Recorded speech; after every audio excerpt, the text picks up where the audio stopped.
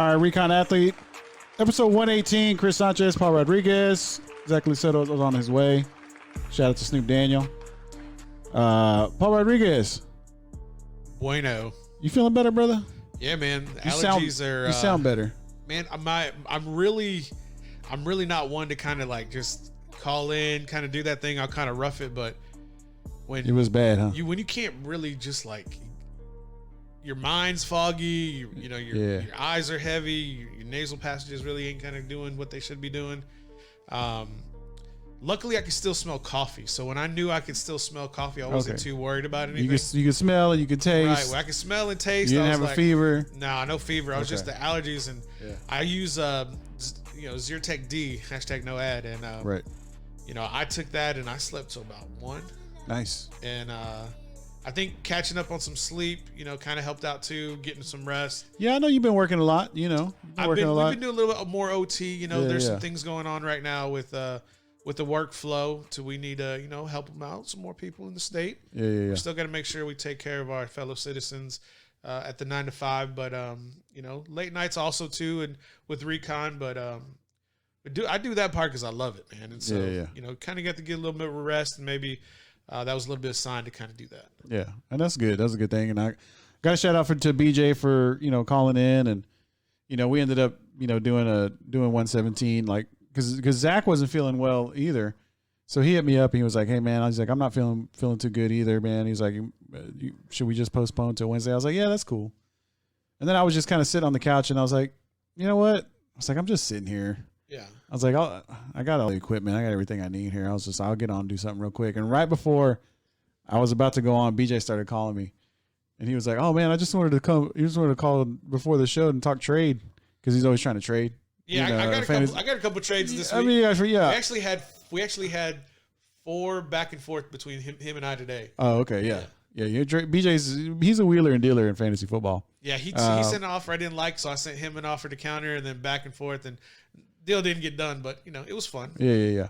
So shout out to BJ for calling in. Then he's always willing to talk sports. So yeah, I watched that that episode, and it was a good time. And luckily for you, BJ is one that can kind of quite take control a little bit, and just kind of carry on and not really get interrupted too much, and not really worried about if anybody does kind of interrupt him at all. So that was really fun to see that, and I appreciate the well wishes on that, BJ.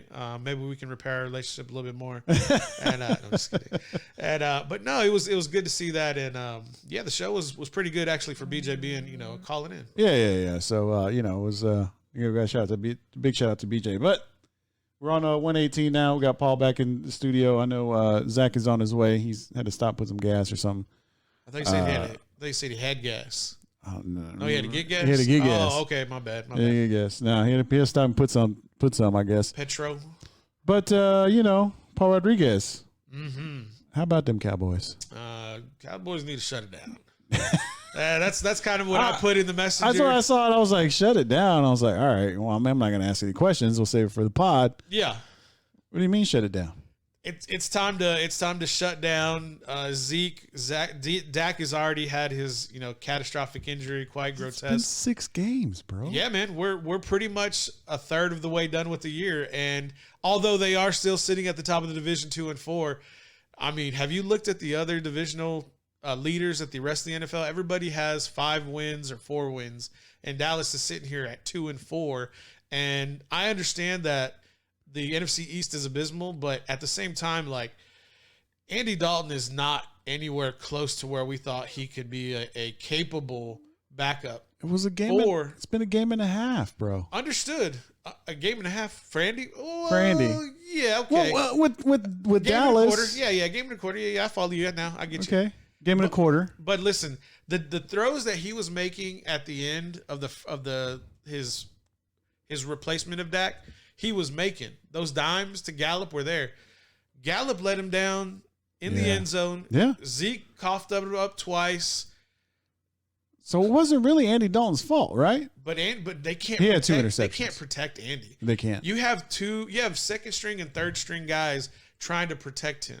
Mm-hmm. Now, is that a reflection of Andy? No, it's not. No. But it's if he can't get the ball where he needs to go, and he can't rely on Zeke, I mean, and his receivers aren't helping him, it may be time because their schedule just gets worse after this. Their only saving grace is the divisional matchups they have. That's the only way they're going to be able to climb to 7-9, 8-8.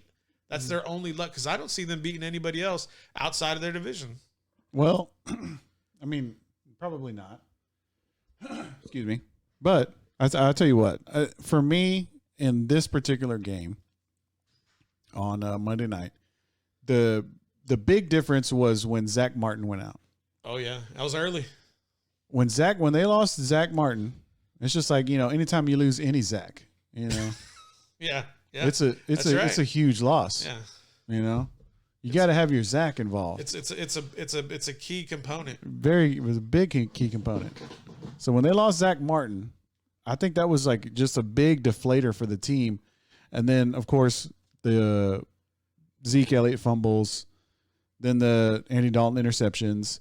I thought the defense played pretty well at the beginning of the game. The first two series, yeah. They did well. Mm-hmm. Then you lose Zach Martin, you fumble the football, and then the air just comes out of the sideline. But what also is that? The coaches. Right. That's what I'm saying. I think the locker room is lost.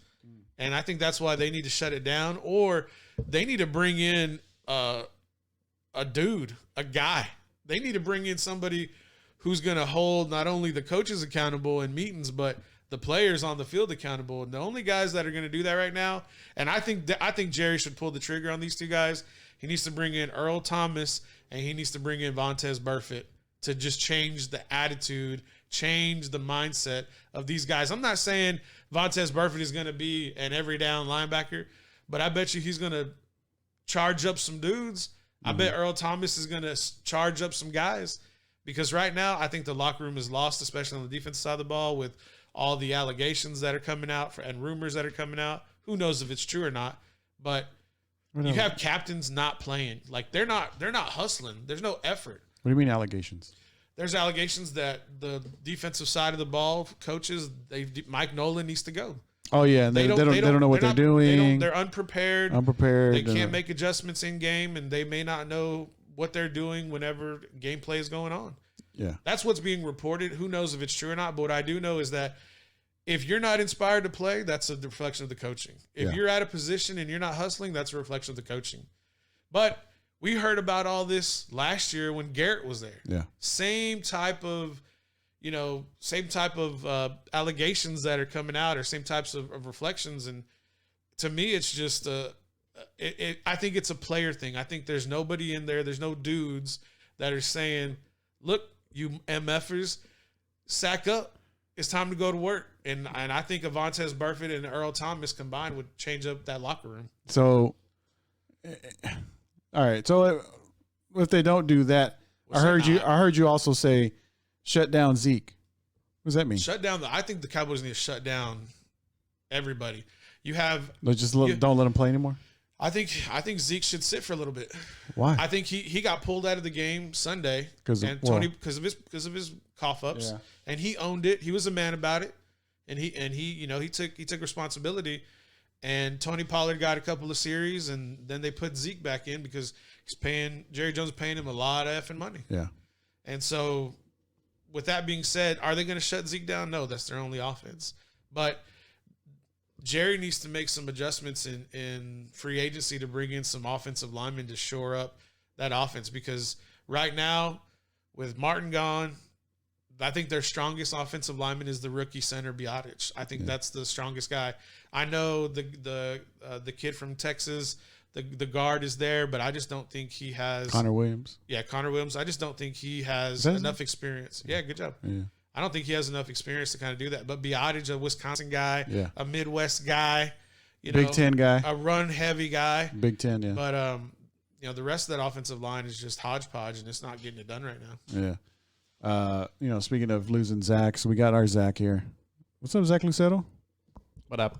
You doing all right? Yep. I like the mustache, man. Thanks. What's up with that? On Sunday I was shaving everything. I was like, I'll just leave the mustache. Yeah. You just want to look like a 1970s Little League coach? Yeah, or look like my dad, or look like Aaron Rodgers before he started losing. Yeah. I know you're a Packers fan, and we'll get to the Packers Bucks game here in a little bit. But any opinion, any take on how bad the Dallas Cowboys are right now, or are you just loving it because you're a Packers fan? I think it's like kind of like you were talking about when I came in. Like once Zach Martin went down, that was like. It was like as a Cowboys fan, you just kind of throw your arms up. You're like, well, that's like what else? Can go wrong? Yeah. Like you lose everything. The season's a wash. Like, but here's the deal: like they're still in first place. They're 2-4. Yep. Like they can still get to the playoffs. They can still win a division at 6-10. I mean, I heard the stat earlier on ESPN. What was it? They're NFC East is 5-18, and 3 of those wins are within their division. That's how poor it is. I mean, it's bad. It's just bad. It's bad. But on the bright side, you can still win a division. I mean, you can win a banner that you can put up. I mean, 5-10 years from now, nobody's going to remember that you were like a really bad team, but they'll see the banner in the Texas Stadium or whatever. I feel like it's kind of funny though, because all the teams in that division could use a high draft pick. It's like all of those teams could gain to not go to the playoffs. So if you go to the playoffs, then you automatically slip down. It's just kind of where you finish. I think definitely Washington's going to finish a lot higher than everybody else in that division. I think Philly will probably end up winning it unless Jerry brings in somebody to shore up the offensive line. And I mean, hell, I would even see what it might take to. This is kind of out there, but see if Fitzpatrick can come over. Let me ask you this, and we'll talk about that too. I want to talk a little bit of Tua here in a little bit as well. Let me ask you this: what do you think the biggest problem is for the Cowboys? Is it the offensive line, quarterback, or defense? It's their secondary. I think is their biggest liability. Defense? Yeah, they're definitely a secondary. Defense? Okay. So we'll just say defense. Where do you think? Quarterback, offensive line, or defense? Well, I think either the secondary or the outside linebackers or the... So defense. Yeah, defense. I would say defense. Okay. They've given up 18 touchdowns, I think, in the past 5 games. And that's interesting, because, I mean, we're talking about we losing Dak Prescott, right? We lose... like the guy that Emo says defense on here. We lose Dak Prescott, who's having a history setting type of year at the beginning. Yep. But when asked that question, as football fans, we recognize that it's the defense. Yes, 100%. 100% the defense. Yep. Like, okay, so if the defense can get shored up, I mean, you've seen teams with the backup quarterbacks be successful because of a good defense. Right. So we get that bring in, like you said, Earl Thomas. Ernest Thomas. Is that what you're gonna say? Ernest goes to jail. Thomas. What's the Halloween one? I forgot. Ernest Scared Stupid. Ernest Scared Stupid. Yeah. Earl Thomas. You get Vontaze Burfict, like you said. Shout out Snoop. Snoop, what'd you get? Sushi. He's bringing in packages. Ooh, packages. More cameras. Shout out Flex ATX. So, I mean, if somehow this defense could get things together, Cowboys string a little win streak here and there, 2 or 3 games, win the NFC East somehow, backdoor their way into the playoffs. I don't know if I want to see that playoff game. I wouldn't. I don't know if I want to see that as a Cowboys fan. I don't know if I want to watch that game. Because that could get pretty it would be pretty bad, real quick. I mean, we've already seen how they're playing in above average teams. They're not playing good teams, and they're getting smoked. I mean, just this past week with Monday Night Football. I mean, D-Hop didn't even really get engaged in the game. Mm-hmm. It was mainly just Christian Kirk and Kyler Murray doing the damage. Yeah, they still couldn't get that done. BJ says it's O-line. He says the D can get healthy. Well, the O-line needs to get healthy as well. Again, Randy Gregory.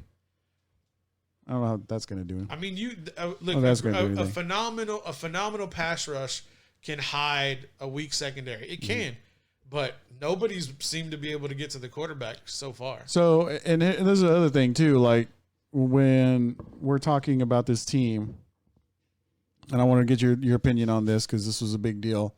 about, and you mentioned it, that Mike Nolan and the defense and like some players were coming out and saying, you know, that these coaches don't know what they're doing. They don't know how to make,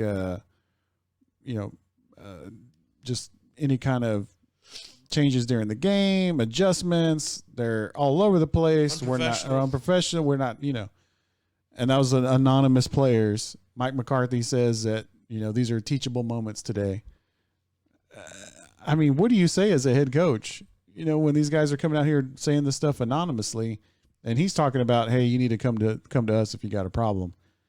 I don't know if these guys have any confidence. I don't know if that expectation was established whenever McCarthy got there. I think it should have been, especially with the new coach and new coaching staff. Yeah. You kind of want to have that expectation in line so you don't have these types of, anonymous leaks that come out.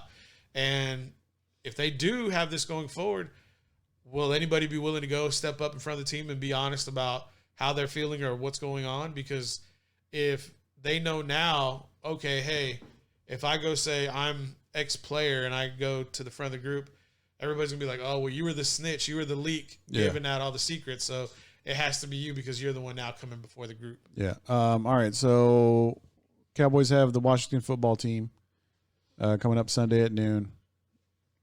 I know we'll talk probably a little bit more of it on Saturday, but do you expect the dub? Dallas is a 1-point favorite on the road. It's a coin flip, huh? Less than a coin flip. Yeah. I'm. You expect to win? I expect to win.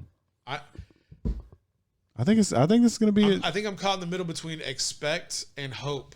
I'm kind of like on that fence where I'm like, I'm more hopeful for them to win than expect them to win. I think Zeke's gonna everything come out. says, like you talked about logic last Wednesday. We were talking about this. Yeah. Logic says they should win, but I mean, is that defensive line for the Redskins going to get after and attack this? Is Ron Rivera going to cook something up to exploit the weakness of the offensive line for Dallas? I think so. All right. I think that if the running game for the Redskins is established, they can heavily utilize play action. Dallas could benefit from the same type of approach to the offense. But who knows? But the skill players favor Dallas. The pass rush ability probably favors the Redskins. Quarterback play, that's probably a 50-50. Secondary, probably Washington. I think I'm going to probably have to lean with Washington on this one. Okay.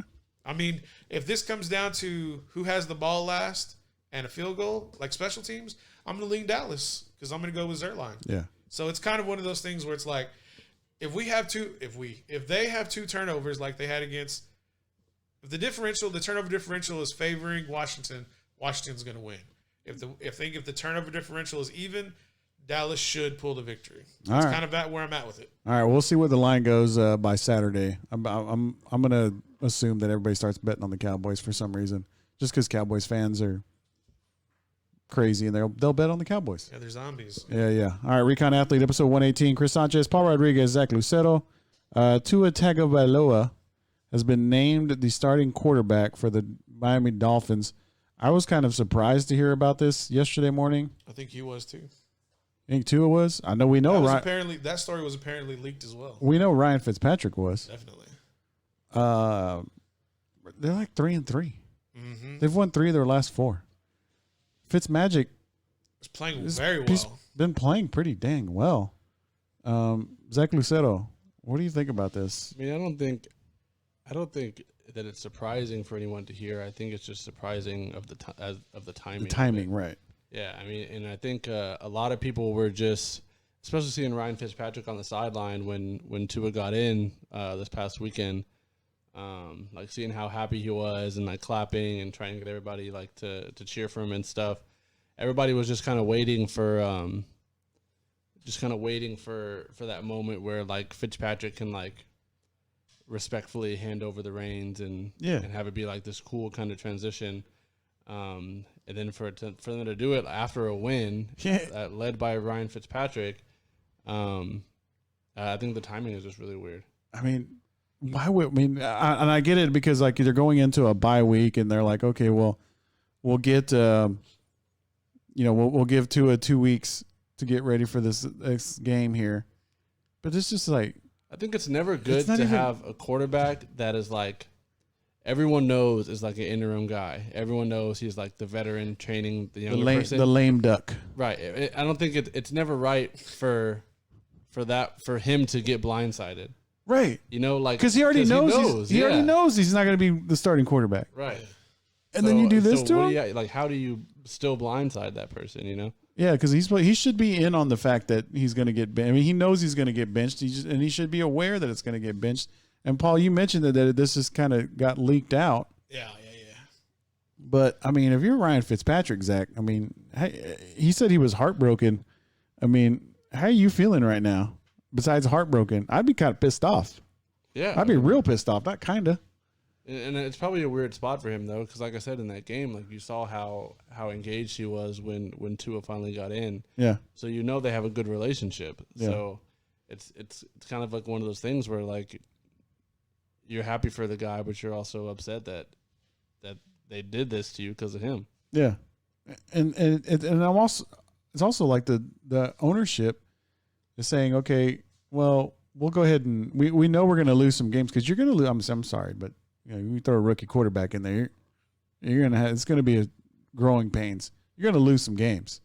So it's almost like the ownership is saying, hey, let's lose some games and, you know, let's, you know, make our draft position a little bit better by losing a few more games because we might be doing a little bit too well right now.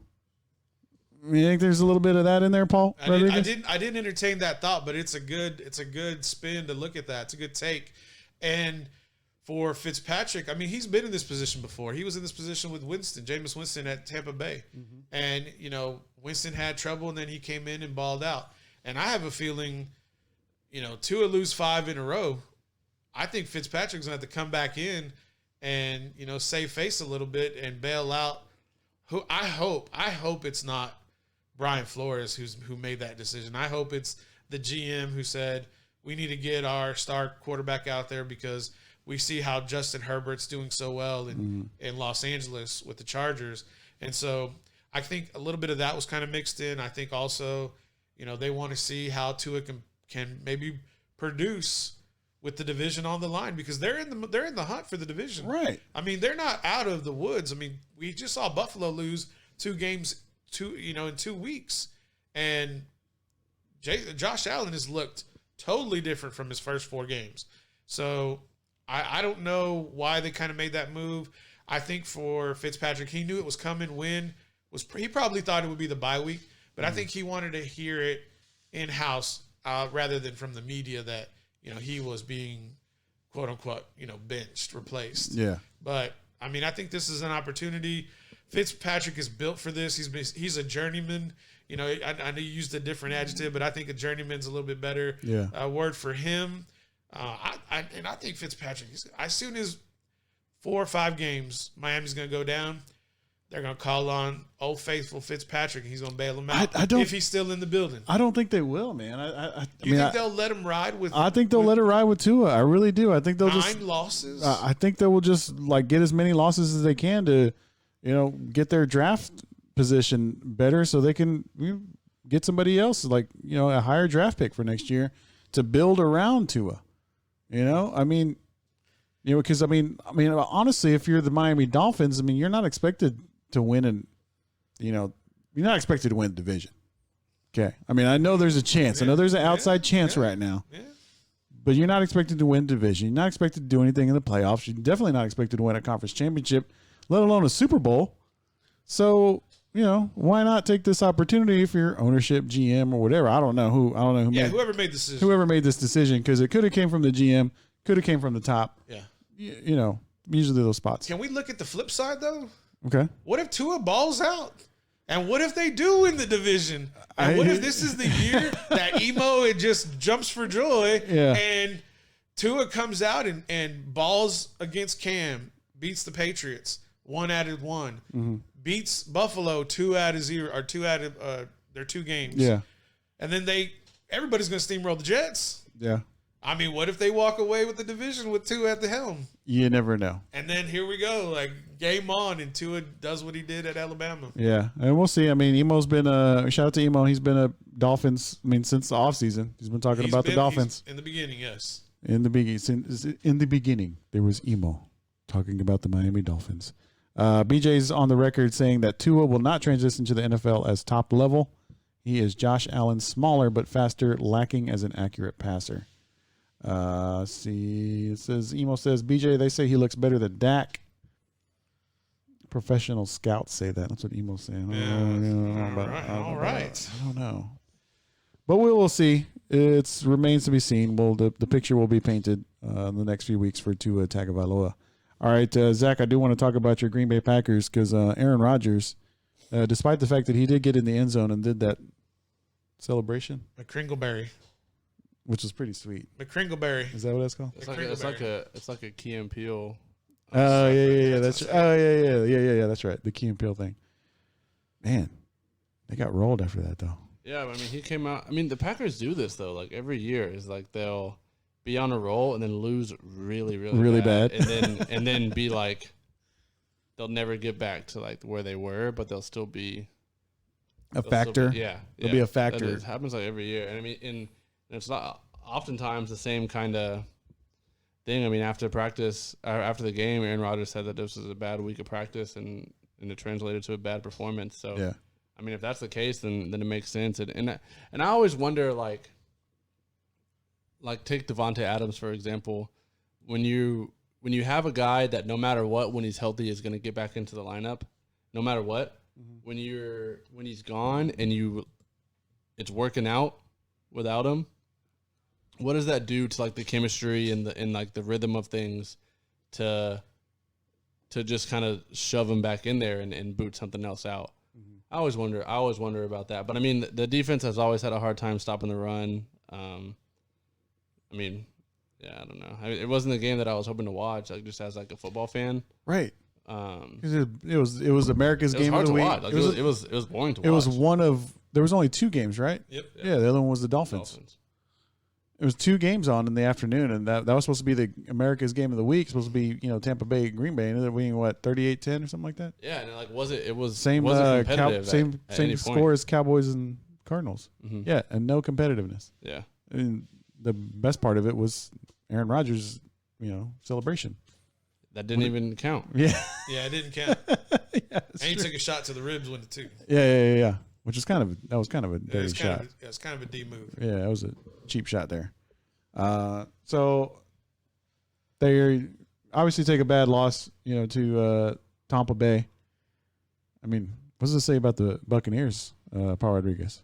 I think this shows a little bit of growth for Tampa. Yeah. I think they've been trying to get online together. I think you kind of see a little bit more of the understanding with Tom and his approach with the coaching staff. I think you see a little bit more give and take, but we need to give a big shout out to Todd Bowles and his defense. Mm-hmm. I think the Ndamukong Suh, who was chirping with Aaron the whole game, bought a little bit of that knowledge from Detroit. And kind of they probably implemented a few things because, how long did Sue play against Rodgers? Like 5 or 6 years within the division twice a year. So bringing that knowledge from Detroit, applying it in Tampa, probably, with and I think just the athletes that Tampa has on defense also really shows a lot of their versatility. But if you got Gronk coming online, the offensive line is playing real well. Ronald Jones is balling out of his mind at the running back position. Godwin's finally coming back. Mike Evans is probably going to get there. I mean, this team looks pretty tough. I think this is the way everybody expected them to play from the get-go. It just took 5 weeks in to kind of get online, and if they keep it up, that'll be something to watch. Especially, I think also with New Orleans kind of declining right now. Yeah, I think we'll see Tampa probably step it up. But when McCarthy comes back, when McCaffrey comes back with the Carolina Panthers, I think we'll kind of see how that race ends, especially if he's a healthy and 100% for the Carolina Panthers. Yeah. Yeah, and I think also like getting Gronk online was a good thing to see for Buccaneers fans and really like Tom Brady fans too. Like that's always like a relationship that you like to see do well. And I don't know if it was so much Ndamukong Suh like coming from the Lions because he hasn't been with the Lions since 2014. I think the bigger deal for that game was kind of how y'all were talking about Zach Martin was when David Bakhtiari went down. lineman for Green Bay. I mean, he's one of the best pass blockers in the league. I think he's the best. And he's like just been a cornerstone, like a staple of that offensive line for a long time. And once you get him coming out, then you start to realize like, oh wait, this isn't the starter over here either. Like, oh wait, this is a rookie over here. Like it just you like start looking closer at the offensive line that's normally at least held together and is good enough when you have a guy like Bakhtiari. And so but I mean the Packers just couldn't get anything done. So yeah. Well, I mean, what are your expectations of the Packers? Do you think they'll bounce back here? Yeah, I mean, I think they'll bounce back and make the playoffs. But I mean, they got the Texans on Sunday at noon. I mean, even when they won the Super Bowl, like they played in the wild card game, so like I don't think they're ever going to be a team. It's hard to have teams nowadays, really, too. That's just like wire to wire, the best team in the league, you know? Yeah, and I know we didn't really talk a whole lot of Texans, but they did. They did, take Titans to the overtime. Should have kicked the extra point. Bro, they should have kicked the extra point, exactly. Kicked the extra point. Romeo Cornell, you're not going to be there next year, buddy, just so you know. Yeah, so Titans win that 42-36 in overtime. Derrick Henry. Yeah. This is something I've been starting this year. Yeah, Wes is talking about Derrick Henry, too, on the watch party. Well, Derrick Henry, I've kind of put this out there, and same thing with DK Metcalf. I'm just waiting for him to get hurt, but go ahead. But my thing is, like, Chris. This is... They're like superhumans, And for whatever reason, like these guys, what I just put out there is like these guys got predator blood. Yeah. They're just different humans. They're just so big, so strong, so fast. But I mean, it's always good to root against the guy leading the way. And Chris, there's nothing wrong with wishing a little bit of injury. You're not saying break his leg like a compound fracture like Dak Prescott. You're just saying a little nick here and sideline for a day or two. I'm not saying like I'm wishing he gets hurt. You're saying I can't wait for him to get injured. I said I'm waiting for him to get hurt. I said I can't wait to get hurt. I said I'm waiting for him to get hurt just because of his running style. Oh, I thought because of your fantasy league. That's what I thought. No. Oh, okay. Just his running style. And, apparently he's been working with Eddie George, to like keep his legs moving and blah, blah, blah.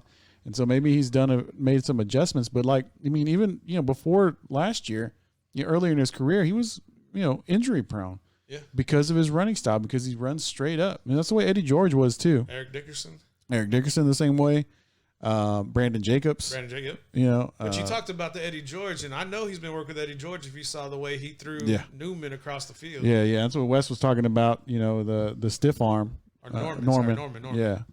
Talking about the stiff arm. And, I'm just – and I guess I'm, going to use my pet peeve, of a saying, cautiously optimistic, that he stays healthy. We need to turn that into a song.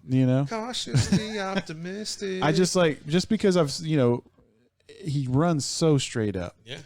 And from what we know, I mean, from what I've seen, my experience was just like those type of running backs just don't last. But I mean, guess, for every Brandon Jacobs is a Eric Dickerson. I mean, but Eric Dickerson. I mean, we're talking about a guy that this is generational. Yeah, Hall of Fame.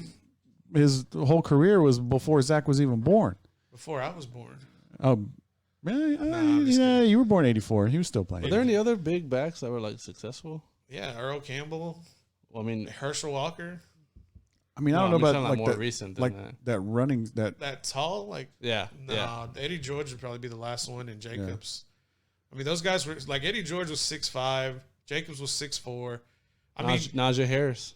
Najee Harris is 6'2". I mean, he's got predator blood too. Yeah, I'm just saying, like, and then Snoop puts on here Aminal. Yeah, we saw that on ESPN. I forgot Jamal Adams came out and said that DK Metcalf's a modern day Calvin Johnson. Yeah, bro.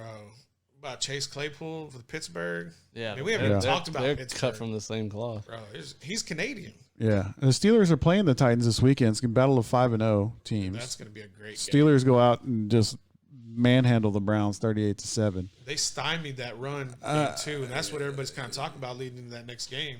Yeah, Derrick Henry against that Steeler D. Yeah, sheesh. Yeah, when Wes just puts on here Tennessee versus Steelers AFC title game, possibly. I mean, the Pittsburgh Steelers are looking like a Super Bowl caliber team again. Just had to get their quarterback. That was it. Well, yeah. You add Ben back.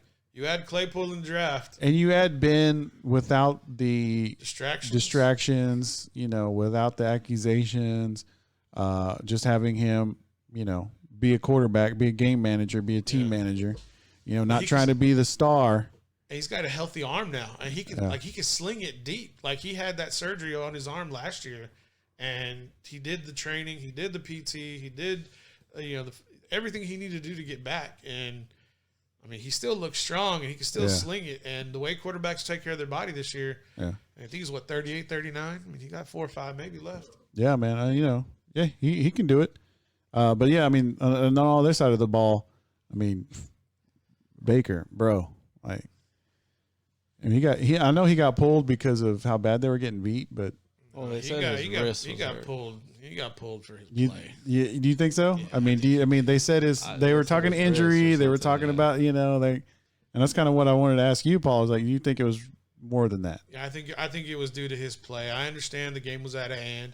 I understand he showed up on the injury report, but his play I think was uninspiring. I think him just not being able to protect the ball and not get it where it needed to be. I think, and what really led to that was the lack of the running game. Mm-hmm. And when the Steelers, what they do best is shut down your run game.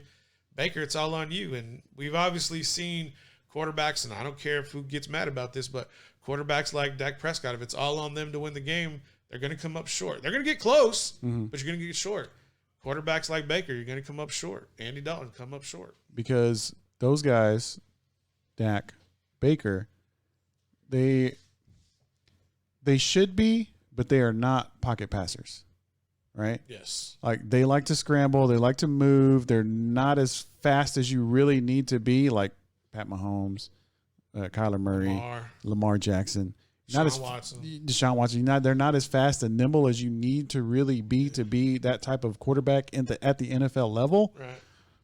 So, Baker, I think he needs to be more of like a Drew Brees, right? I mean, Russell Wilson, pocket passer. Even Russell Wilson is a little more mobile than.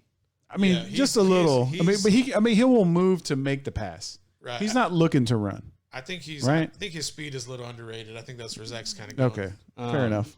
Yeah, I mean, I think you're right. I mean, Baker Mayfield got pulled for the same reason Spencer Rattler got pulled against Texas. True. Some sort of injury, some sort of game was out of hand, some sort of. He just needed to sit down. But Baker thrives off of that too. Like when the pressure's on, and maybe it's an OU thing. We saw Spencer Rattler come back and beat Texas. Exactly. It's one of those things where they put him in. I think Stefanski knows Baker, and he knows like when there's adversity in his face, he's going to overcome it. And so maybe he just sat him down and said, "Look, son, we're going to get you going for next week because nothing's going to happen against this defense." And Steelers, Allstate or whatever that Progressive, they should tell him like, "Hey, every 2 games you win, you get another commercial." Well, they troll him in that Nissan commercial with the Heisman. Have y'all seen that? Oh, Charles Woodson's like trolling him. He's like, he needs to perform under pressure. "You're gonna hit it, Baker. You're gonna hit it. You're gonna burn it." Yeah. Baker, I'm still watching. Then he walks through the door. I was looking up some when we were talking about the Steelers. Yeah. And I've made a couple points about like just the importance of draft capital in terms of teams that are like trying to win. In reality, they need draft picks to get them relevant again. Right. This is kind of a stretch because of what they did with their first overall pick, but the Steelers no Ben Roethlisberger last year, so they know they're not gonna make a real postseason push. Okay. The first overall pick in this draft was the one they traded for Minka Fitzpatrick. Yes. And their second round pick, 49th overall, so it would have been a pretty high pick in the first round if they would have kept that pick. Their second round pick was Chase Claypool. And I mean that's the type of difference that having that meaningful draft capital will do for you. You can get a guy that changes the dynamic of your team. Miami Dolphins. Right. You got to make sure you got the right person in that administrative role to pull the trigger to make the right pick also. Yeah. 100%. If you got a team who knows what they're doing, unlike Jerry Jones, if you have a team that knows what they're doing, they make great picks like that. Yeah. And I'll mention this too because Wes on the watch party because he already mentioned Tennessee and Steelers AFC. Yeah, he's talking the NFC title. He says Seahawks versus Buccaneers. What do y'all think about that? Spot on. Really? Yeah. Spot on. I think that game with Aaron and Tom happens again in Tampa, and I think we get a much closer game, but same result. Whatever happened to the NFC, man? Golly. Jerry Jones. That's the NFC East is there. That's the problem. Yep. All right, Recon Athlete, episode 118. Chris Sanchez, Paul Rodriguez, Zach Lucero. The Texas Longhorns play the Baylor Bears on Saturday. It was so nice not having a Texas game. It was so nice. Right, wasn't it? Got to go to Revelry. I know Zach was my day. Yeah, he came by the restaurant. He hung out. Brought Lindsay. No stress. Very lovely girl, by the way. It was very very nice to meet her. And Zach was like in a great mood on Saturday. He was like, man, it's just so. He's like, it's such a great Saturday, not having to watch the Longhorns. And I was talking to Lindsay because Lindsay went to Auburn and they lost. They lost in the early game. And I'm like, man, I don't know how that just like you handle this way better than I do. And I don't even go to Texas, but I mean, like when that Oklahoma game a couple weekends ago, like that ruined my day. First of all, it literally ruined my day because it took 6 hours. Yeah, it was a 4.5 hour, 5 hour game. Yeah. But I mean, not having Texas play was so nice. Like I'm not seeing it on my timeline, not hearing about it, not getting texts about it. It was nice. Yeah. Now they play Saturday. Let's see. Must win Saturday for Herman. That's what Wes is asking. Must win Saturday. I think Herman's year is already over. Every game. Is every game. Win for them, I think it's already over. But that's just me. You think? I don't think he's going anywhere unless it's Urban Meyer. I think we see a lot less people get fired than should this year just because of. I just don't see Urban Meyer coming to Texas. The uncertainty. I mean, it's going to take something like that for Texas to get better. It's going to take $10 million a year, and they will pay that. I just going to have to buy out Tom Herman too if they let him go. Right? These are peanuts, bro. It's Texas. The culture. Peanuts. The culture here won't allow Urban Meyer. No, Urban Meyer will go ahead and redo that whole environment. I watched most of it. I mean I didn't watch that. The culture one. That's the you talk about a successful YouTube page. That dude's getting like 20K views just talking about Texas, sitting on his webcam. But I mean that's kind of the point I'm making is like we took Tom Herman from LSU. LSU won a national championship with the next guy up. We had to get rid of Mac Brown, and Mac Brown's a top 10 team. Probably would have stayed in the top 5 if that dude would have caught the ball for North Carolina at the end of that game. Yeah. I just think it goes so much further than the coach. I mean, people talking about the eyes of Texas. I mean, Texas has had a culture problem since Case McCoy. Like it's. There's so many things that need to get fixed over there. I mean, I think since Vince Young was the only one that was able to come in and really change what was going on, and be the leader that the Longhorns needed. And I like the point that he made in there was like, whenever they signed Vince Young, it wasn't like they were still good. Like they were not a bad program when they got Vince Young. So when they signed Vince Young, it wasn't like, finally our savior, like you're gonna come save the program. But then I thought he was. But I mean, like when you see Sam Ehlinger, you're like, oh, Sam Ehlinger is gonna save the program. Like when they signed Hudson Card, you're like, oh, savior Hudson Card. I haven't seen that. I haven't seen that since Vince Young. The dude from South Lake Carroll, like that's like people are expecting this dude to come in like in 2 years to change the program. And I'll say I know Bird doesn't. And I'll ask Bird this. He'll have to recall this, but I remember. When Vince Young was in high school, and me and Bird were hanging out at Bone Daddy's one day, and I told him, I was like, we got this guy Vince Young, at Madison, Houston. I was like, we're gonna win a national championship. And he was like, nah. I was like, yeah, dude, for real. Have you seen this kid play? He's like, nah. I was like, dude, we're gonna win. And Bird will say this. I was like, dude, because when you see those type of players, you recognize it right away. They're generational. Like you don't see those guys. I haven't seen those guys. I haven't seen, because you watched him the way he was with his teammates on the sidelines and how, just what he did on the field.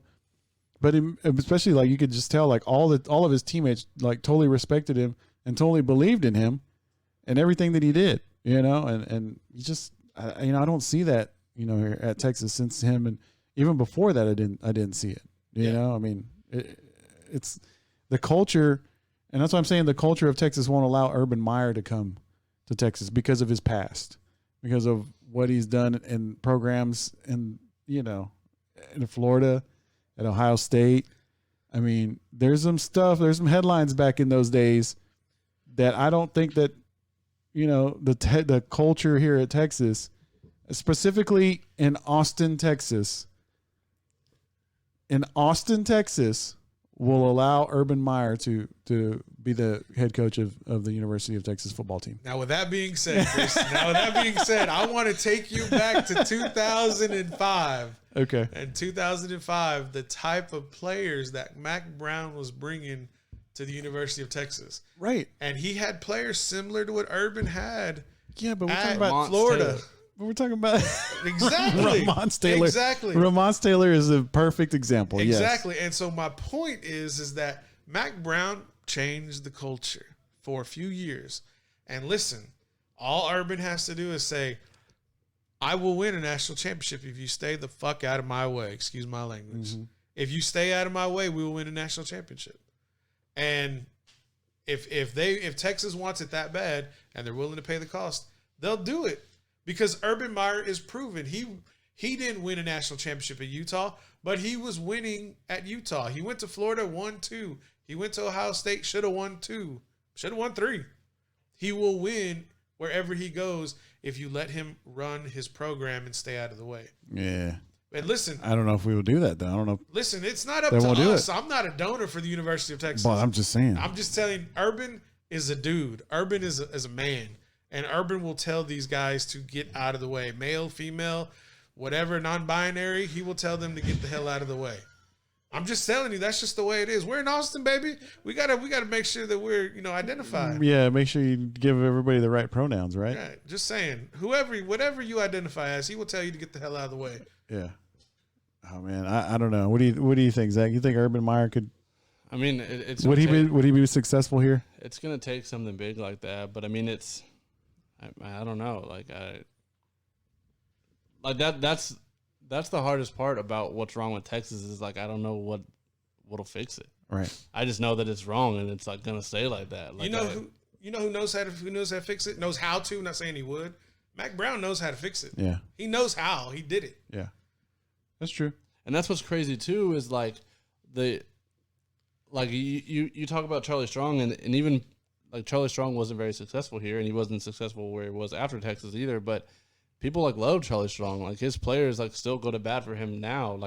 The people that met him and the coaches that he talked to at Texas high school football shows and stuff like that, love Charlie Strong and the donors and stuff love Mack Brown. Mack Brown got hired at Texas in a non-football role after his tenure was over. Mm-hmm. And I mean, you just don't hear people talk about Tom Herman like that.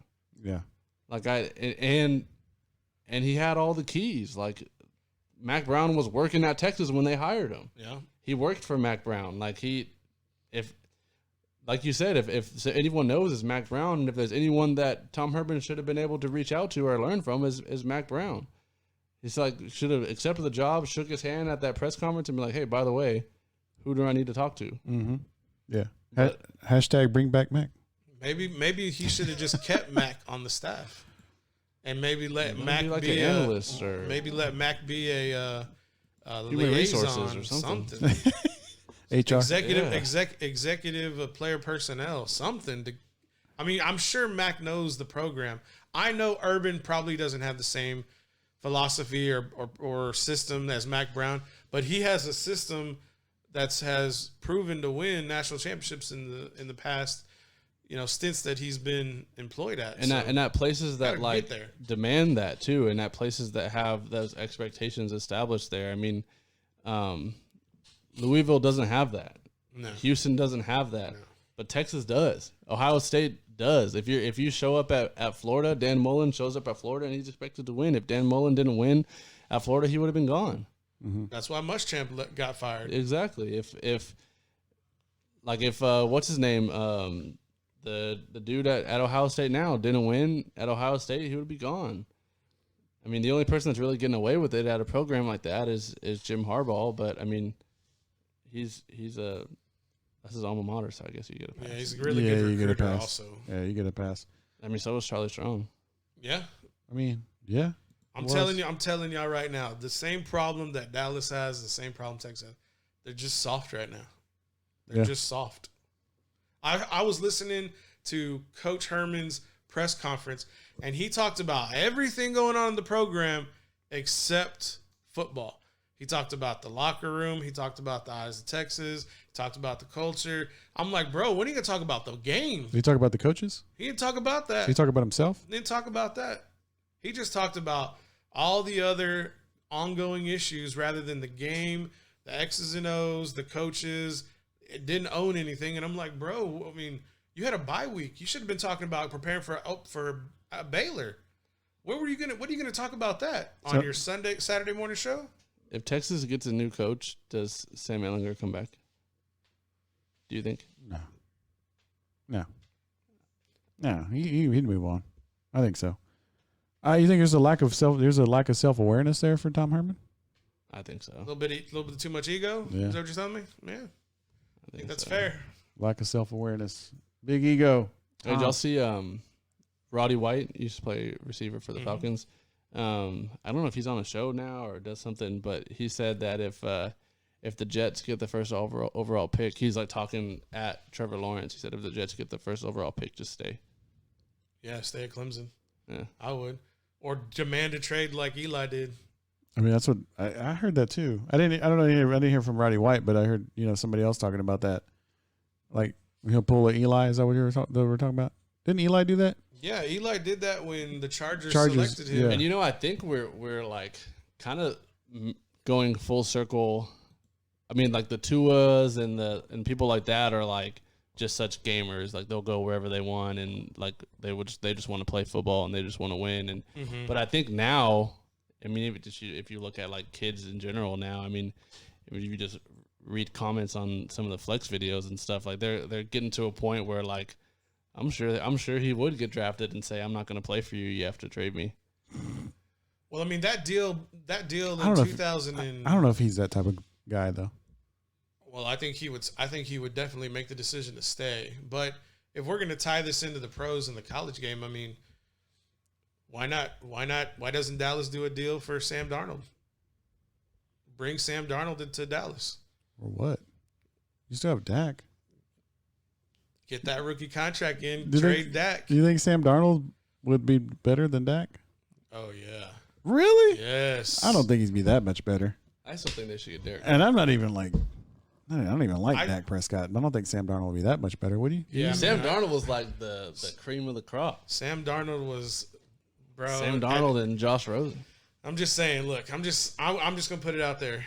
If Sam Darnold was on a team, if Sam Darnold was on Cincinnati, they would probably have 3 wins right now because he's that good of a quarterback. And he's a true pocket passer. And you put him with the exemplary weapons that Dallas has, I think he could overcome any kind of poor defense that Dallas could muster. Okay. I really like Sam Darnold. Yeah, I think Sam Darnold could win with the Browns. I think he could win with the Cowboys. I think Adam Gase is just a complete. Just the places that have everything else on the offense. He is an incompetent coach. He's a great offensive coordinator. And we can thank Peyton Manning for getting him the job at Miami and at the Jets because those were the guys that's the management who talked to get Gase in was Peyton Manning. Great offense coordinator with Peyton. But Peyton Manning doesn't need an offense coordinator. He is his own offense coordinator. What's going on with you I'm just like befuddled. To hear both of y'all talk about Sam Darnold like this, like, bro, you must have never watched Colin Cowherd. You watch some tape, bro. Yeah, I don't like Colin Cowherd. I don't know what to talk about. No, I don't. No, I guess Sam Darnold as much as him, but I mean, I guess I don't know. Maybe I haven't watched the Sam Darnold enough. I really like Sam Darnold. His gameplay, I like his quarterback play. I don't know. Okay. Okay. Is mono a virus? Yeah, I think it is. Yes. Yeah, 2 viruses ago, Sam Darnold was a real deal, dude. Right. I mean, Bill Belichick sent germ warfare to take out before germ warfare was a big thing. Bill Belichick was sending germ warfare to Sam Darnold. Yeah, I guess that's true. Let's see, Wes, he said, he's talking about the Cowboys. Man, we did Cowboys at the beginning go back to the beginning, bro. He said Cowboys need defense. What's wrong with Zeke? That was literally like the exact things we talked about. I know. He said what's wrong with Zeke. Zeke is just low-key faded. Yeah.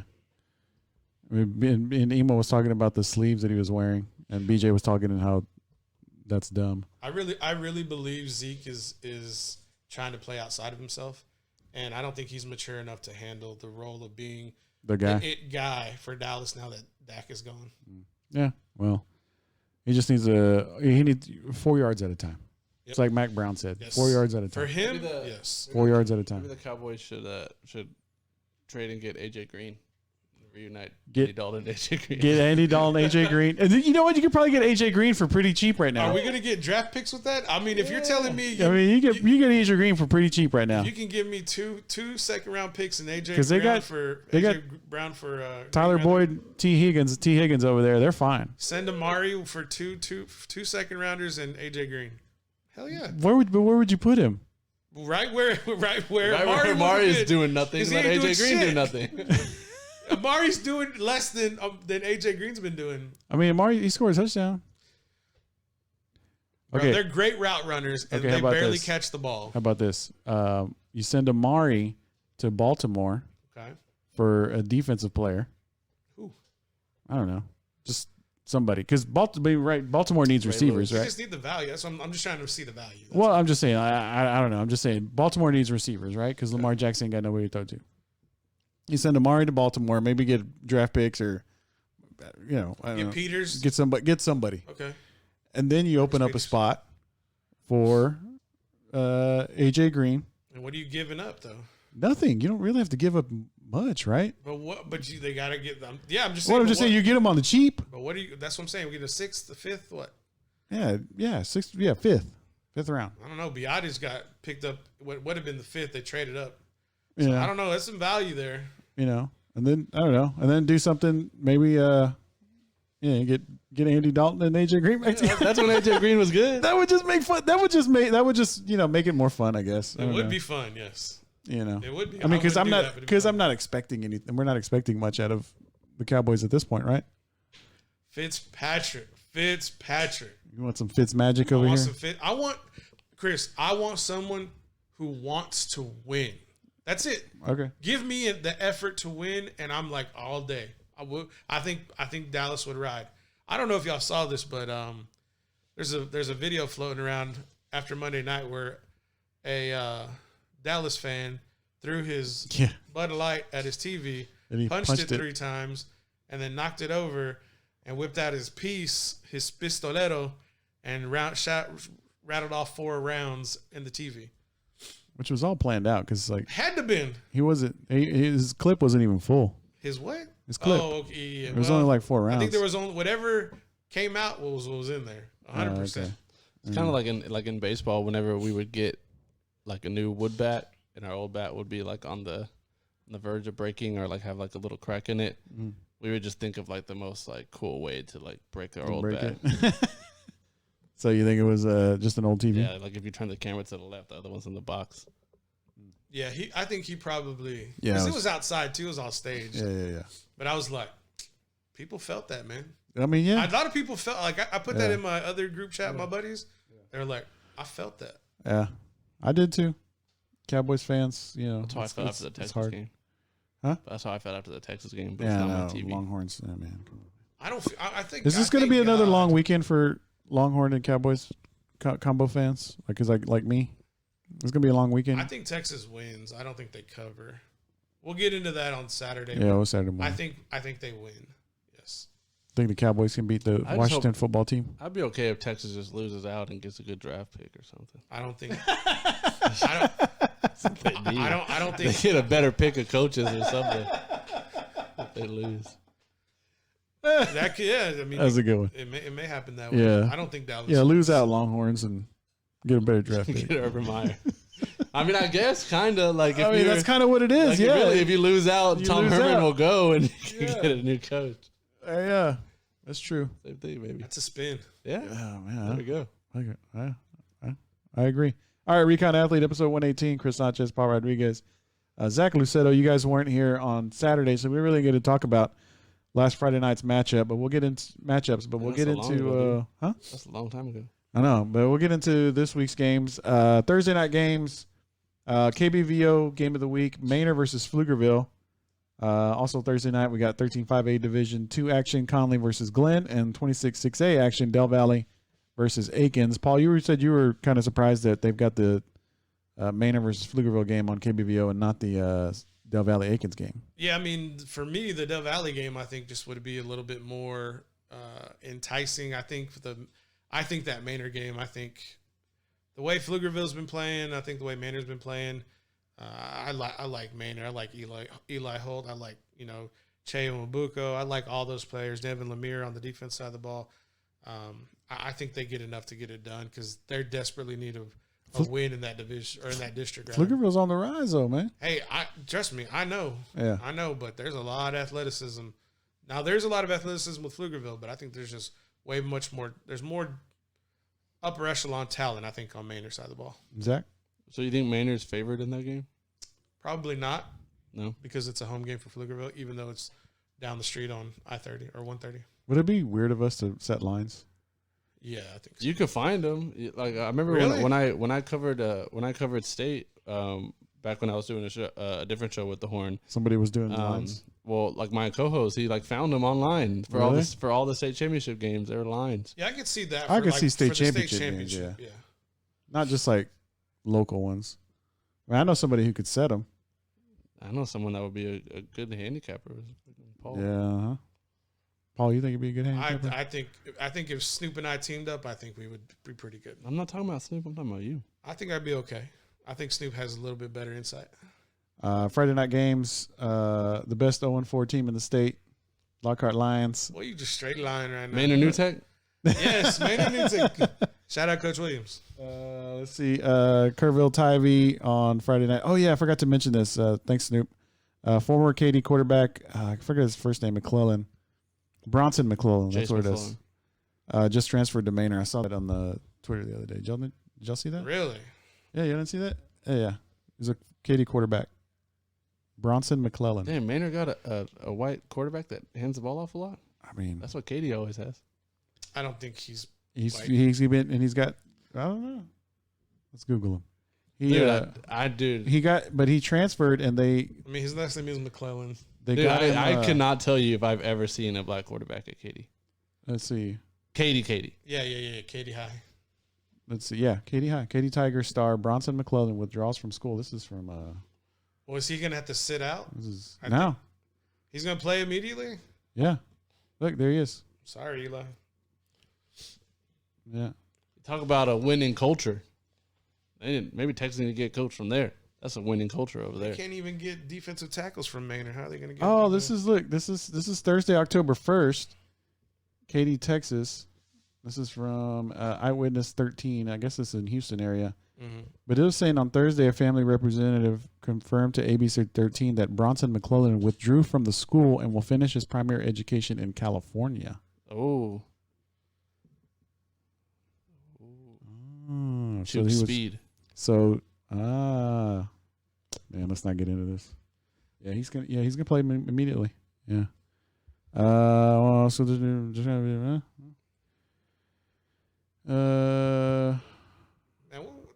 What they got going on in Manor, man? What they got going on over there? I don't know. See, withdrawals is being indicated as a family decision. 18-year-olds representatives are taking issue over how Katy ISD handled the aftermath of a racially charged video involving the teen.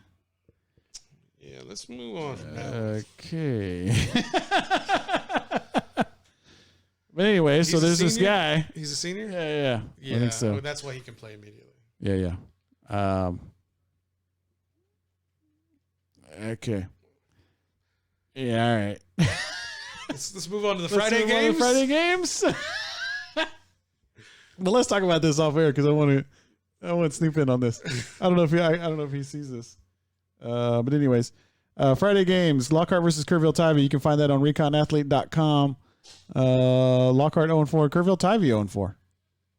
So it should be a pretty good game. Dude, they were ranked number 7 coming into the state. And now they're 0-4. Yeah. Now they're 0-4. What's going on? What the heck? I think I've looked at they've only really scored like 70 points out of the first 4 games. So I think their biggest issue right now is they just can't score. And unfortunately for Lockhart, their starting quarterback, Jackie Edwards, was injured and didn't finish the game Friday, and probably will not finish the season at quarterback. So next man up, sophomore Deontay Jackson. So their backfield completely for Lockhart will be super sophomores. Deontay Jackson at quarterback and Sean McKinney at running back for the Lockhart Lions. All right, 25-6A, Round Rock versus Hutto.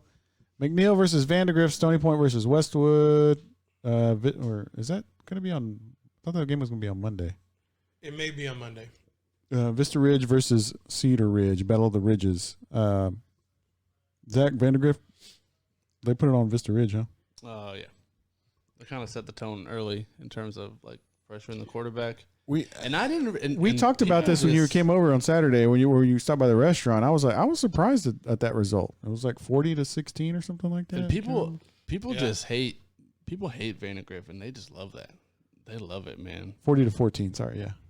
Like they love like they feed off of it. Yeah, like Lake Travis they love does. like proving people wrong. Like Westlake does, yeah. And I mean I think a lot of people were. I mean that the Coach Mauser, the offensive coordinator, after the game, first thing he said to the team was, he said, real simple, they forgot how good you guys were. Mm-hmm. And I think that's kind of the like probably going to be like the message of the season is, I mean, I think people are writing off Vandergrift. And to be honest, like looking at the district, if it's not Vista Ridge, I don't know who else is going to be. Yeah, that after that showing, and I'll eat crow on that one too, because I just thought Kyle Brown, from what I saw the first I did too. 4 or 5 games of the season, I'm just like, no, there's just no way that this, if it's anything, it's a shootout. Mm-hmm. And when I saw the scores coming in Friday, I'm like, what the hell is going on in Vandergrift? And I mean, Ryan Back, right, the quarterback, is he just that much of a baller, or he's gotten better? Points? He's gotten better every game. A lot of the touchdowns were like big plays. Okay, which is something that really kind of Vandergrift has like always. I mean, they've always been, since they're always like kind of like more defensive of a program. Like when they can capitalize on big plays, that just changes the game because you're not going to score. Yeah, and that's shocking for me because Iman Allen, especially, is just a big speedster who could really kind of take those big plays away. And I just didn't know how, one, you're going to do that on a defense led by Iman Allen, and two, how did they shut down Kyle Brown? That's kind of what I was curious about.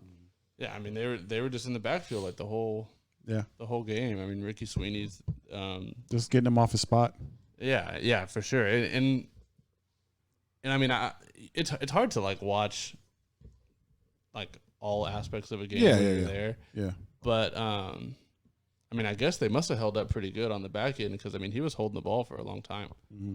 And I think another thing too is like you were talking about Iman Allen. I think a lot of their offense comes from like just dumping it off real quick and then breaking tackles. And Vandergrift wasn't missing any tackles. A lot of what I've seen from Vista Ridge is their big plays, and a lot of it's to Heffelfinger and to Jacob Bowerman, excuse me, and Quade Hegvet, and it's just like usually they'll kind of pound you a little bit with their running game, and then they'll throw over the top. And I guess with the pressure that they were putting on Brown, it just completely threw him off of everything. And that makes sense if you get him in, 3rd and long and he's got to force it and you get him off the field. I mean, that makes a whole lot of sense.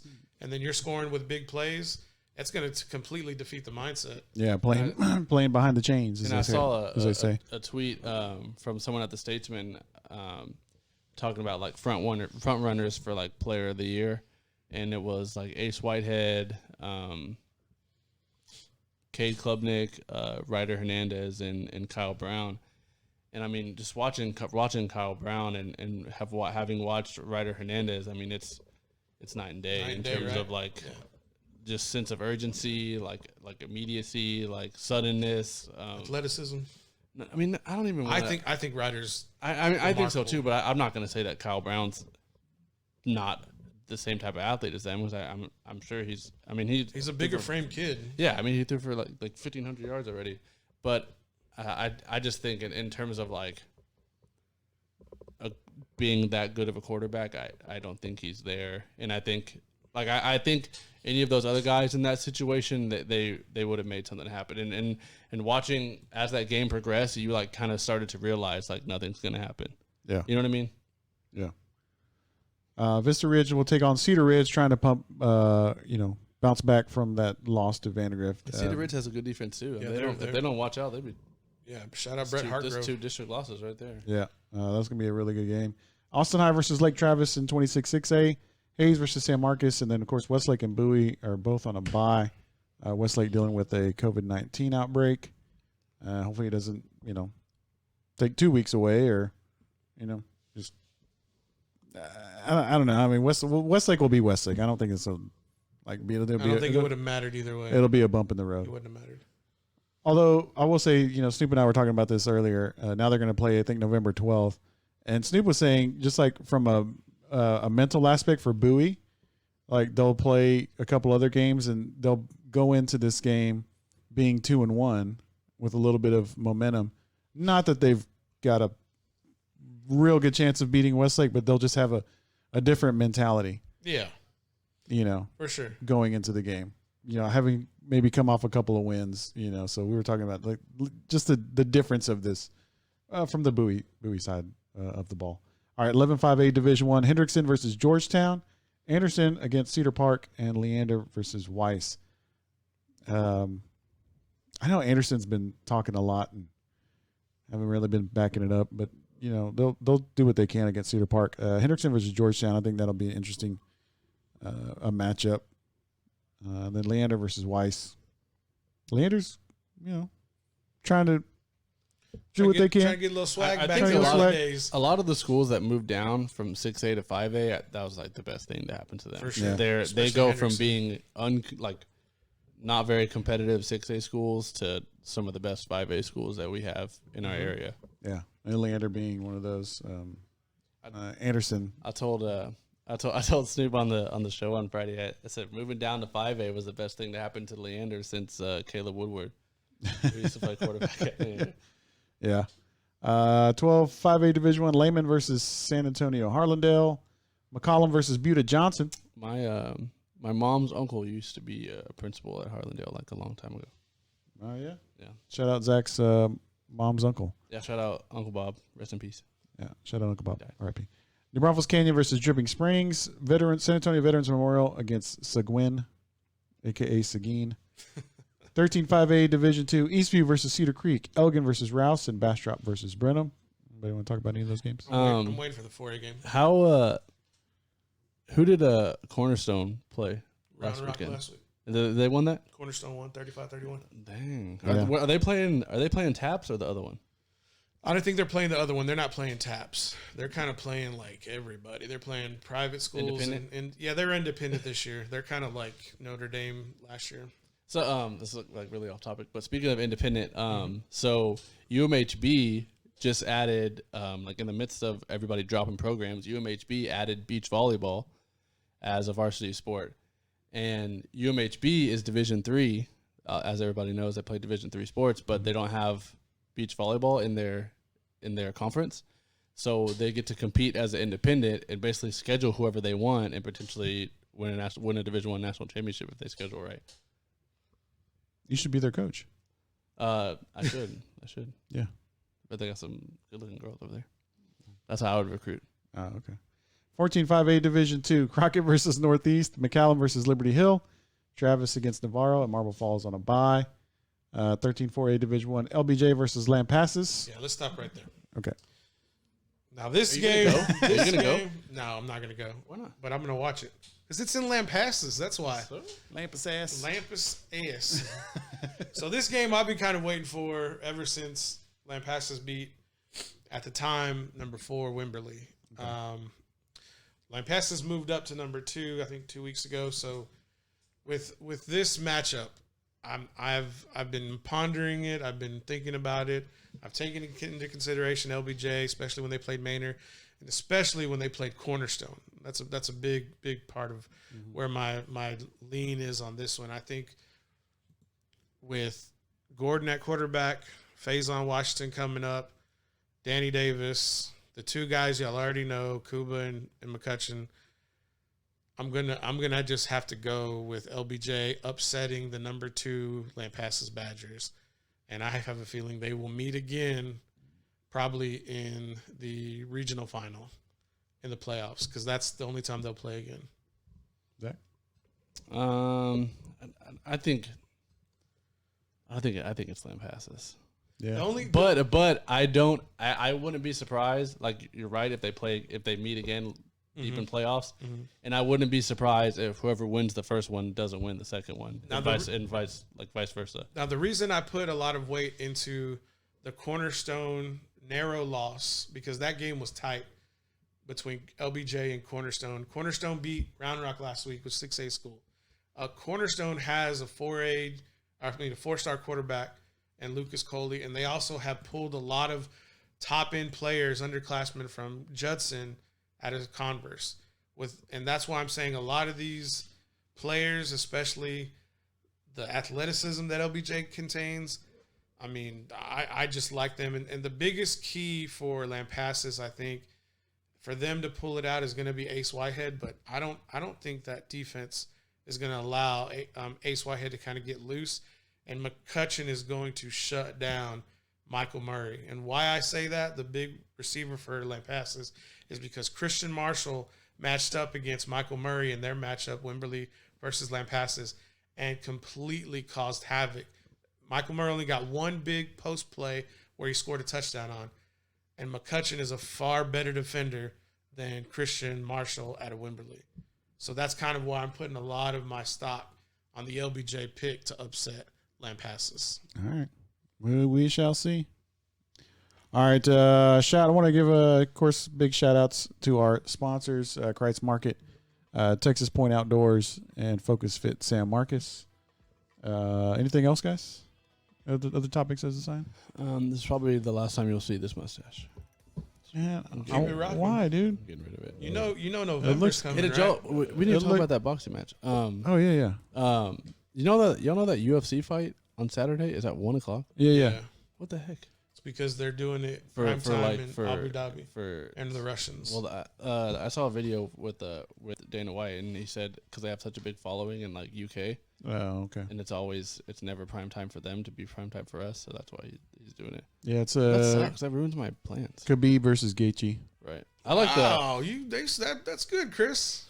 I like the I think Khabib's gonna win. I think so too. But I like the. I don't think it's gonna be fight close. Under that more the Whitaker versus Cannonier. I don't even. That's basically who's gonna fight Adesanya next. Is that fight? You lost me. I just know that one. Teofimo Lopez though. Yeah, shout out to Teofimo Lopez. I thought that was a great fight. BJ thought it was boring. If you're not a fight fan, you could. I loved it. I can see how you. I guess I could see how you would consider that fight boring, because there was a lot of gamesmanship the first 4 rounds. Exactly. There was first 6. Yeah, pretty much. But I mean, what Teofimo Lopez did was come out and didn't fight the type of fight that Loma was expecting. He was expecting him to come out and brawl, and Lopez came out boxing. And was tapping him, with the jab and going the straight right to the body. Kept doing that over and over again. Now Loma in the later rounds did get Teofimo a little bit tired, and he was able to get him into kind of a brawl, just feeding his ego a little bit. But so the way I saw it is, I also watched like pretty much all of the like post fight stuff, like the press conference and stuff that. And boxing fan over here. And for sure, Loma lost the first 6 rounds, and I almost on purpose. And like you said, like I think he thought Lopez was going to burn himself out. That way he could knock him down or knock him out in the later rounds. Yeah.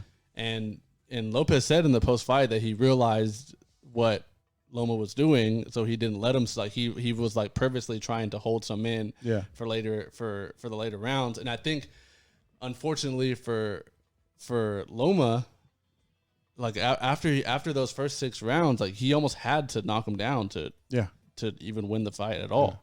Yeah. And after he lost that 12th, and you could even argue maybe the 11th too. Like it wasn't gonna. There was no way he was gonna win. Yeah, I didn't agree with was it Julie Letterman's scorecard? Yeah, it's like 119, 109. She got suspended. Yeah, dude. Bob Arum said hit the bricks. Yeah, rightfully so. Yeah. Yeah, 119, 109. I didn't see that. 116, 112. Yeah, okay. Get that. Because you could have Lopez winning the first 6, and then maybe 1 for sure, maybe 2 of the last 6. Yeah. I mean, yeah. I just didn't see it like 11-1 or whatever that was. But I thought it was a very entertaining fight. I thought it was awesome. I'd love to see it again on free TV. I don't know. Yeah, I think that was the best part about it was that it was on ESPN. You don't like that fact? No. I think you're 100% right, but it's not going to be on. Bob Arum. He's going to. Bob Arum played all of us. He's going to cash in. Bob Arum played everybody. They should have tied. After Loma got the L, I'm like, Bob Arum just baited us all into a trilogy. Yeah, I thought what's gonna happen. Yeah, I thought they were gonna give him a draw and then put at the bottom like to be continued on ESPN Plus or something like that. I mean, I think this is. Bob said, "We'll take an L. We'll take the loss. We'll mark it up to an expense. Next time, we'll make a big, grandiose. We'll put it in Vegas. We'll put it wherever, and we'll sell that mother sucker out and all the pay-per-views and everybody's really going to say the F word this motherfuckers. Motherfucker. You've said that a lot.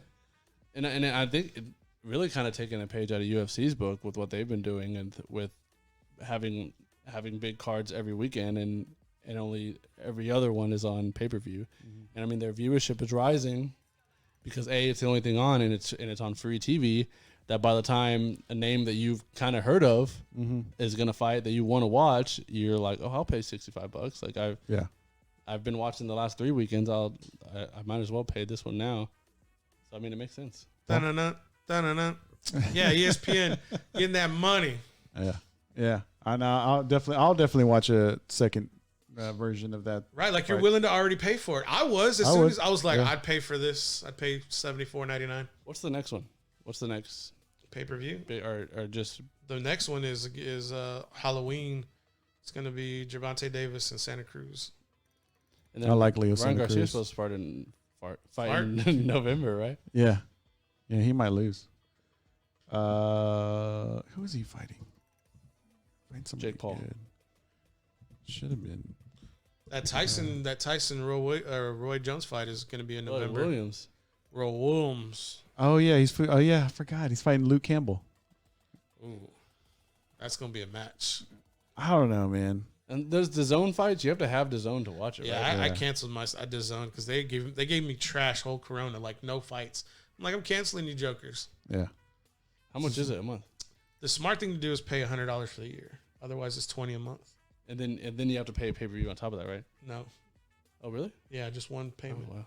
So unlike ESPN Plus. Yeah, that's why the smart thing is to do is pay $100 for the year. Oh, that's good to know. So we'll see. I mean, I think that'll be by far Ryan Garcia's toughest fight. Yeah, should be against Luke Campbell. What about he can beat Luke Campbell. Yeah, he can. He can beat Luke Campbell. Not a marshmallow. No. It's gonna be a fight. It'll be a fight. He gonna get touched up. Y'all hear about that smoke Earl Spence is blowing right now? What's he want? He's trying to put Earl Spence, Canelo, and Jerry World. Oh, okay. At 160. At 160. Errol thinks he can get that big? Bro, that's fine. But that's a monster at 160. Yeah, for Canelo. Yeah, Canelo. That's a monster. He'll walk in at 180. He got to win his case walk in first. at 190. Yeah. I think he walks around at 190. Canelo? Daily, on the daily, yeah. You think so? On the daily. Yes, sir. Man. Yeah. Yeah, Errol, careful what you're asking for, bro. I mean, he would be a big payday for both. No doubt about it. I just think Canelo would just be too big at that point. I think he'd come in svelte with a weigh-in, and he'll probably get back up to 180, 185. Errol, don't get me wrong, Errol will be able to touch him up, but he won't be able to do anything. But he'll have to take hits, too. If he takes anything, he'll probably end up going down. Canelo's going to have hand speed at 160. Yeah. Crazy. Rays Dodgers, Rays up 5-2 at the top of the 6th. Shout out my Astros. It's hard to win 4 games in a row. I mean, ask the Rays. Made a run. Ask the Rays. That's the Tampa Bay Rays. They tried to win 4 games in a row. They couldn't do it. Took them 4 chances to win that last game. But Rays are winning now. Yep, 5-2, top of the 6th. They're about to keep scoring. What do you think? What do you think, Zach? You think Rays can pull this off? I think I don't want the Dodgers to win. I just don't want the Dodgers. I want looking at. I want the Dodgers to win just so they can stop crying. You know? Why are they crying? Didn't they win last year? No, they didn't win last year. It was the Nationals. I don't follow baseball. No, they're because they've been crying about the 2017 loss to the Astros. You know, and it's like, dude, you had Game 7 at your house. I mean, and then you lose. I mean, whatever. But I mean, like, whatever. I mean, Dodgers, if they were to win, and I'm almost cheering so that they can win, so they can stop crying, but also rooting against Joe Kelly because he's just a bitch. Yeah, thank you for saying that. You know, thank you. That dude's just. I mean, come on, dude. With a little pouty face. Yeah, that dude. Yeah, I mean, come on, dude. Whatever, man. Like, you were on the Red Sox when they did the same thing. Like, come on. Don't even play. Don't even act like you're any better than anybody else. Yeah. And everybody cheats. Now I got to do it with somebody at the bar last night. Not the bar. Well, Revelry on the east side. I stopped by there after we played golf. And I didn't really get into it. It was the bartender, Caitlin. Shout out, Caitlin. Shout out. She had a Dodgers hat on. She was like, oh, I was like, oh, I don't like your hat. She was like, oh, what are you, Rangers or a Rays fan? I was like, no, I'm an Astros fan. She's like, oh, the cheaters? I was like, yes, but also don't forget they're world champions. So don't forget that part. World Series champs. Yeah. They're cheaters, also World Series champs. So y'all don't forget that part. You think so? You're not going for the Dodgers, or do you want them to win or no? No. So you're pulling for the Rays? Rays in 6. Do you care? Nope. Yeah. I don't like the Rays. I don't like the Rays.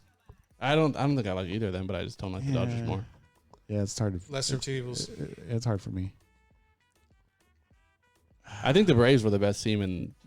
I may need to put some money on this series so I can just kind of get invested in it. Because if I put some money on it, I'll start watching. I think that's what I'm gonna do. I was betting Lindsay last night, baller strike for $1. Really? That was pretty fun. Yeah. Where did y'all end up? I won $5. Okay. Yeah, that's pretty good. How long did you do it for? An inning? Yeah. Dang, bro, that's kind of personal. Yeah. Zach, baller strike right now. Zach, any shout outs? Yeah. Me? Yeah. Said yeah? Okay. Paul Rodriguez, shout outs. Yes. Everybody watching, thank y'all very much for watching. We'll be back Saturday. Shout out to God, my family, Kreitz Market. Texas Point Outdoors. I need to go look at some merch. Yeah. Maybe we should get some merch. TexasPointOutdoors.com. Yeah, we'll get some merch. Shout out to Flex ATX. Shout out to Stu Daniel. Shout out to Zach's mustache. I hope he keeps it. Should keep it, bro. Yeah, no shave November. Yeah. Keep that mustache rolling. Does it itch? No, not really. Good. Yeah. Looks good, man. You look like somebody's dad. Mine. You have hair. You do one. I'll do one. Yeah, I have one. No, but you gotta have only a mustache. So if you yeah, he couldn't do. I have one already. He would never shave off that beard. I would trim it, but I wouldn't shave. He would never shave off that beard, ever. All right. Also, shout out to God. Shout out to my parents, and of course, like you said, Kreitz Market, Texas Point Outdoors. All right, we'll see you on Saturday. Paul, do your thing. Ladies and gentlemen, if y'all enjoying the podcast, please like, subscribe, and tell Chris he should grow a beard or mustache for No Shave November. Hit the bell on YouTube. We'll let you know when we upload. We out. Nothing can stop me. I'm all the way up. All the way up. I'm all the way up. I'm all the way up. Nothing can stop me. I'm all the way up. Shorty, what you want? I got what you need. Shorty, what you want?